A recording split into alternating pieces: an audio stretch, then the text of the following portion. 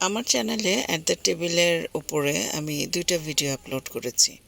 At the table মগবাজারে যে রেস্টুরেন্টটা হয়েছে নতুন, সেটার উপরে। তা আমি ওখানকার ফুডগুলো নিয়ে আলাদা করে কোনো ভিডিও করিনি।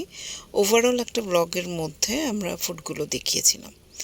এই ভিডিওটাতে শুধু আমি যে খাবার আইটেমগুলো আমরা অর্ডার করেছিলাম সেগুলো আপনাদের দেখাবো। ছোট একটা ভিডিও, কি কি আইটেম ছিল, পরিবেশনটা কীরকম, সেগুলো দেখাবো। টেস্ট আসলে ভিডিওতে বোঝা যায় না, আমরা যে রিভিউ বা ফিডব্যাকগুলো দিই সেটা থেকে আপনারা ধারণা করে নিতে পারেন। টেস্টের কথা বলবো, ওয়েল কুকড, এটা আমি আগের ভিডিওতেও বলেছি। খুব ভালো ছিল, রান্নাটা খুব ভালো, প্লাস হচ্ছে টেস্ট ভালো ছিল। আরেকটা ব্যাপার ছিল, দুপুরে যেহেতু গিয়েছিলাম প্রচণ্ড রকম প্রত্যেকে আমরা হাংরি ছিলাম, তো খাওয়ার যেটাই আমরা খাচ্ছিলাম আমাদের কাছে খুবই মজা লাগছিল, এটা একটা কারণ। বাট ট্রুলি ওভারঅল খাবার রান্নাটা ভালো ছিল। তো এখানে অনেকগুলো ব্র্যান্ড আপনারা পাবেন, অনেকগুলো দোকান আছে।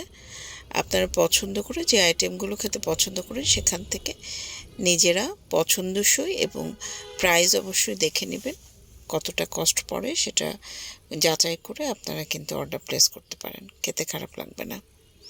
লাস্ট আমরা কফি খেয়েছিলাম।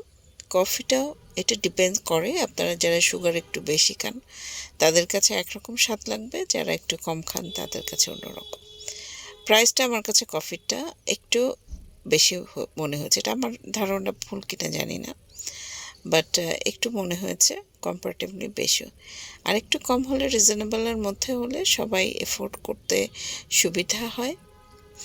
এটাই হচ্ছে একটা ফিডব্যাক, তবে নেগেটিভ ফিডব্যাক হিসেবে নেওয়ার কিছুই নাই। পরিবেশ ভালো, খাওয়া দাওয়া ভালো, তারপর ছবি তোলার জন্য যথেষ্ট, মানে একটা ফটোশ্যুটের জন্য খুব ভালো একটা প্লেস।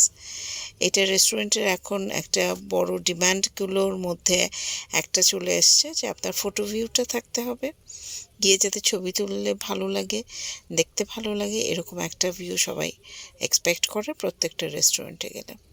আমি বিলের কপিটাও এখানে দেখিয়ে দিয়েছি, 4টা কফি আমাদের 1220 টাকা কফি, আর আরেকটা জুস ছিল, এই টোটাল 1220 টাকা এসছে। তো আপনারা অ্যাট দ্য টেবিলে যাবেন, ঘুরে আসবেন, একটা এক্সপিরিয়েন্স গ্যাদার করবেন। পাশাপাশি কারো যদি ভ্লগ করার আগ্রহ থাকে বা করে থাকেন, বিশেষ করে ফুড ব্লগিং, তাহলে অবশ্যই আপনারা একটা সুন্দর ব্লগ তৈরি করে ফেলতে পারেন।